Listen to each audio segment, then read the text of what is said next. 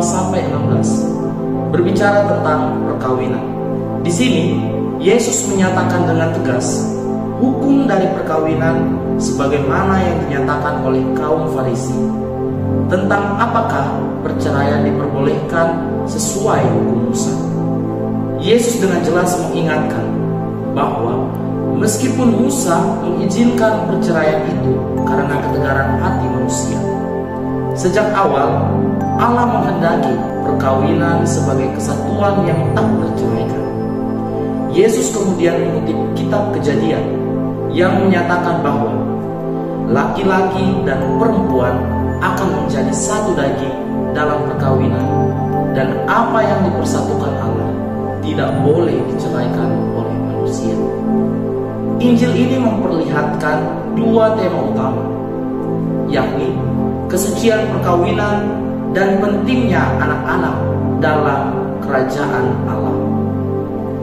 Pertama, Yesus menolak anggapan umum tentang perceraian di zamannya dengan menekankan bahwa perkawinan adalah kehendak Allah dan bukan sekedar keinginan manusia yang bisa diatur sesuka hati.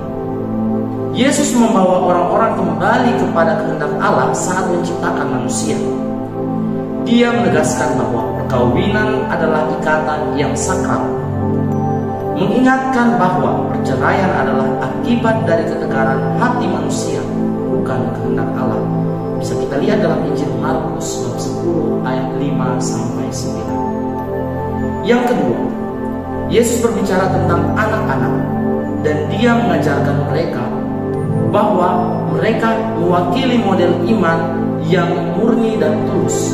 Ketika Yesus memeluk dan memberkati mereka, dia menunjukkan bahwa dalam kerajaan Allah, mereka yang kecil, lemah, dan tak berdaya dianggap istimewa. Hal ini tercatat dalam Injil Markus bab 10 ayat 13 sampai 16. Peristiwa ini menggarisbawahi pentingnya kasih yang tidak bersyarat dan keterbukaan seperti anak kecil dalam menerima misteri Allah. Pada masa ini, tantangan dalam menjaga kesatuan perkawinan semakin besar, baik dari faktor ekonomi, sosial, maupun budaya yang menganggap perceraian sebagai solusi yang mudah. Dalam konteks ini, Injil mengingatkan kita bahwa perkawinan adalah panggilan suci yang diberikan Allah, dan suami istri dipanggil untuk saling mencintai dalam setiap kondisi, baik suka maupun duka. Ajaran ini relevan bagi kita yang mungkin mengalami tantangan dalam kehidupan pernikahan, terutama dalam menjaga kesetiaan dan keharmonisan. Gereja Katolik menegaskan pentingnya menjaga ikatan perkawinan melalui sakramen perkawinan itu sendiri. Dalam Familiaris Concertio nomor 19, Paus Yohanes Paulus II menyatakan bahwa perkawinan adalah panggilan untuk suami dan istri agar terus-menerus memperbaharui ikatan kasih mereka. Kita dipanggil untuk menghormati dan merawat kehidupan perkawinan dengan komitmen, pengorbanan, dan doa. Dalam bagian kedua dari Injil ini, Yesus mengajarkan kita pentingnya menerima anak-anak dengan penuh kasih dan perhatian.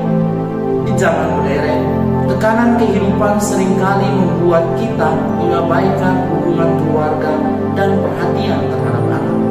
Yesus mengingatkan kita bahwa anak-anak harus menjadi pusat perhatian dalam keluarga, bukan hanya secara fisik, tetapi juga secara spiritual.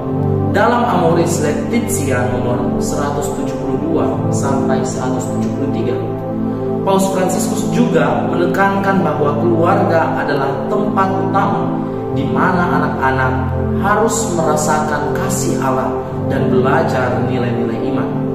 Gereja mengajarkan bahwa keluarga adalah bagian dari gereja kecil, di mana suami, istri, dan anak-anak dipanggil untuk hidup dalam kasih, hormat, dan kebersamaan.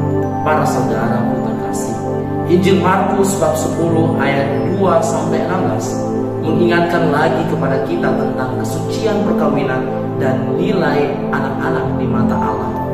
Yesus memanggil kita untuk menghargai perkawinan sebagai ikatan yang tidak dapat diputuskan, dan untuk menerima anak-anak dengan kasih dan perhatian yang tulus.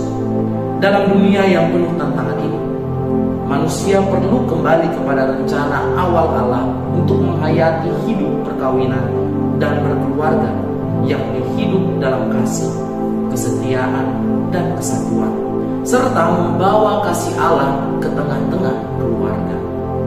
Semoga Injil ini menginspirasi kita untuk terus memperjuangkan kesatuan dalam keluarga dan membimbing anak-anak dengan kasih seperti yang ditunjukkan oleh Yesus.